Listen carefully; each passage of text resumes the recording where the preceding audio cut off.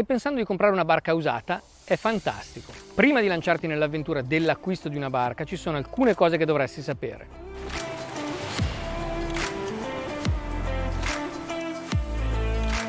Nella precedente puntata abbiamo visto quali sono i principali canali web e non per cominciare la ricerca attiva della tua barca usata.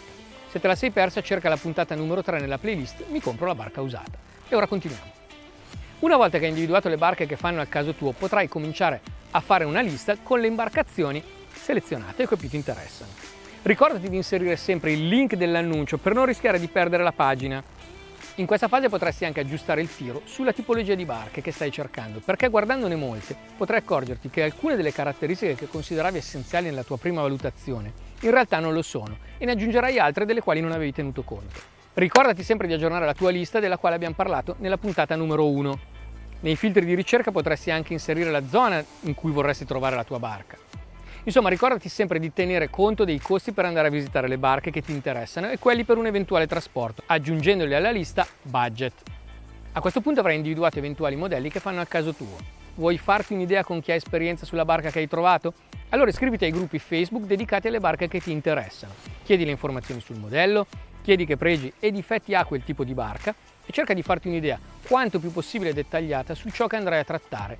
E non è detto che tu non possa trovare qualche occasione anche su questi canali. Questo perché non c'è migliore interlocutore di un armatore esperto e disinteressato per conoscere di più su una barca. È giunto il momento di telefonare ai broker e agli armatori che stanno vendendo le barche a cui siamo interessati. Chiedi quante più info possibili sulla barca. Chiedi foto aggiuntive dettagliate, la storia della barca, le manutenzioni ordinarie eseguite negli anni e le eventuali certificazioni, i lavori straordinari effettuati ed ultimo, ma non meno importante, la lista dei lavori e delle manutenzioni ancora da effettuare. Al 99% tutte le barche usate hanno qualche lavoretto da fare ed un venditore serio avrà già stilato una lista delle manutenzioni delle quali necessita la barca. Diffida dalla dicitura pronta alla boa perché difficilmente corrisponde a verità. Il mio consiglio è di dedicare un foglio di lavoro ad ogni barca che hai individuato. Qui andrai a inserire tutta la documentazione che hai reperito in modo da poter valutare al meglio quali sono le barche che vuoi andare a vedere. Nel prossimo video parleremo di cosa controllare durante la visita a bordo e come potrebbe svolgersi. Ti aspetto nei commenti e spero di incrociarti per mare. Ti auguro buon vento, ti ricordo di iscriverti al nostro canale di Barche a Motore e di attivare le notifiche per non perderti nessun video.